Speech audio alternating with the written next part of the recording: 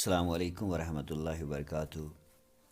Dear students, I am Shaukat Ahmed Khan, teaching you General English in class 10th at BHSS Haril. چونکہ میں نے آپ لوگوں سے وعدہ کیا تھا کہ ہم اس پوئم کے جس کا نام ہے این ایوننگ ویٹ ود رین کے پارٹ 3 میں ہم انشاءاللہ ڈسکس کریں گے لینگویج ورک. تو ڈیئر اسٹوڈنٹس، سب سے پہلے ہم بات کرتے ہیں کچھ ایسے ورڈس یا ایکسپریشنز اور ان کی میننگ، یا ہم جنہیں کہتے ہیں سجیشنز، ان کے بارے میں ڈسکس کر لیتے ہیں. چونکہ آپ لوگوں کے ایگزام میں یہ کوشچن آتا رہتا ہے، ایک سٹنزا دیا گیا ہوتا ہے اور اس میں سے کچھ ایکسپریشنز دی گئی ہوتی ہیں اور ان کی اپروپریٹ سجیشن چوز کرنی ہوتی ہے. تو بہتر ہوگا کہ آپ لوگ ان کو اس طرح سے سمجھ لیجئے. پہلا ورڈ یہاں پہ جو ہے وہ ہے beckon. Beckon means to nod اور to wave somebody with an intention to make that person come closer. میں پہلے ہی ڈسکس کر چکا ہوں اور آپ لوگوں کو بتا چکا ہوں. تو یہاں پہ ضرورت یہ ہے کہ آپ لوگ ان کو اب ذہن میں رکھ لیجئے. دوسرا ہے subtle. Subtle means something which is hard to grasp, or I can say an idea which is hard to understand. Then there is waft. Waft means to float easily. It is here now awning. Awning means an extended roof, or I can say a sun shade. Seeping. Seeping means to flow or leak slowly. Exhausted. Exhausted means completely used up, or we can say very tired. Then there is depressed. Depressed, it means when somebody is in a state of unhappiness. Yeah, simply in a state of unhappiness. Then there is regret. Regret means to feel repentant or disappointed.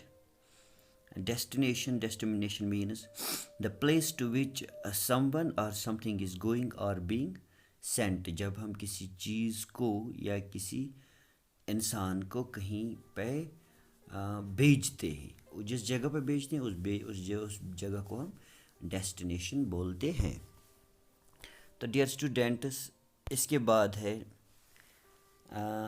Where was the poet. ایک questions ہے، ایک mark سے questions آتے رہتے ہیں اسی سٹنزا میں سے. تو یہ وہ کوشچنز ٹیکسچوئل کوشچنز نہیں ہے جو میں آپ لوگوں تک وہ جس کی کاپی میں پہنچا چکا ہوں پہلے ہی. یہ وہ کوشچن جو ایک مارک سے کوشچنز آ سکتے ہیں. پہلا کوشچن ہو سکتا ہے where was the poet walking. You know the poet was walking through a land. Then there is what was the poet unable to decide. کون سی چیز تھی جو وہ ڈیسائڈ نہیں کر پا رہا تھا. The poet was unable to decide whether he should stand or continue. Third ہے what has made the speaker's feet cold. You know, the seeping of rain water had made his feet cold. Yani it is seeping of rain water. Next it is fourth question ہے where did the poet use it to sit in his childhood. We can say the poet used it to sit in his childhood in his courtyard. وہ کہاں پہ بیٹھا کرتا تھا؟ کہاں پہ؟ وہ اپنے اس کوٹ یارڈ میں بیٹھا کرتے تھے وہ. What was the poet's regret. کون سی چیز تھی جس کے بارے میں وہ پچھتا رہا تھا یا سوچ کے پریشان ہو رہا تھا. We can simply say the poet was regretting those days gone by which couldn't be brought back. جو ہم واپس نہیں لا سکتے ہیں، انہی ڈیز کے بارے میں سوچ کے وہ پچھتا رہا تھا. لاسٹ ہے it is what did the poet see. Poet نے کیا دیکھا. The poet saw some houses lit with bulbs. Bulbs وہی اس نے دیکھا ان مکانوں کو جہاں پہ کچھ ایکٹیویٹی ہو رہی تھی، تو یہی چیز اس نے وہاں پہ دیکھ لی. اس کے بعد ہے ڈیئر اسٹوڈنٹس، اب ہم ڈسکس کر لیتے ہیں کچھ پوئٹک ڈیوائسیز. تو پوئٹک ڈیوائس میں پہلے بھی بتا چکا ہوں. Poetic devices are the tools used to create rhythm or intensify a feeling or mood or to enhance the meaning of the poem.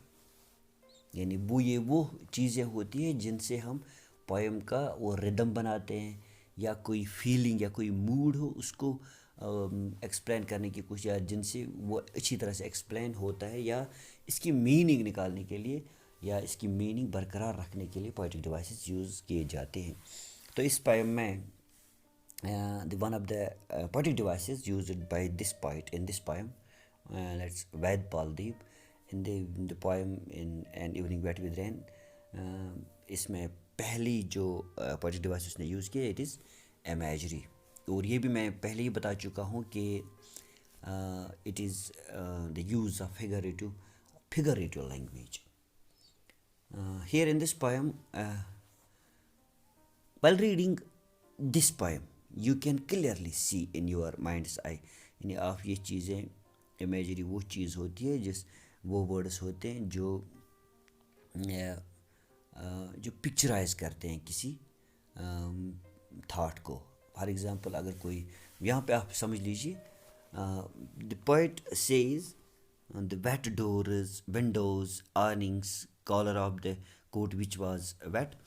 تو ان چیزوں کے بارے میں بول کے ہمارے ذہن میں برابر وہ شکل آتی ہے کہ ہاں سچ میں جب بارش ہوتی ہے تو یہ چیزیں ہوتی ہیں. ڈورز ویٹ ہوتے ہیں، ونڈوز گیلی ہوتی ہیں، ہم باہر نکلتے ہیں، ہم نے جو بھی پہنا ہوا ہوتا ہے وہ گیلا ہو جاتا ہے. اسے برابر سے وہ شکل ذہن میں آ جاتی ہے کہ کس طرح کی سچویشن اس وقت اس شاعر کے ساتھ ہوئی ہوگی. اس طرح سے اسٹینڈ لیوز، یعنی جب بارش ہوتی ہے اس کے بعد جو کول بریز جو ہلکی سی ہوا چلتی ہے اس سے جو لیوز ہلتے ہیں، وہ یہ ورڈ سن کر یا یہ ایکسپریشن سن کر ہمارے ذہن میں برابر وہ شکل آتی ہے. اسی طرح سے seeping of water through the shoes. آپ لوگوں نے دیکھا ہوگا کہ جب ہم بارش میں چلتے ہیں تو ایسا کبھی کبھار ہوتا ہے. دا پوائٹ اسٹینڈنگ، یا جب وہ کہتے ہیں کہ when he use to sit alone in his courtyard، تو اس ہمارے ذہن میں شکل سے آتی ہے کہ کس طرح سے وہ وہاں پہ رہا کرتے ہوں گے یا رہا کرتے ہوں گے.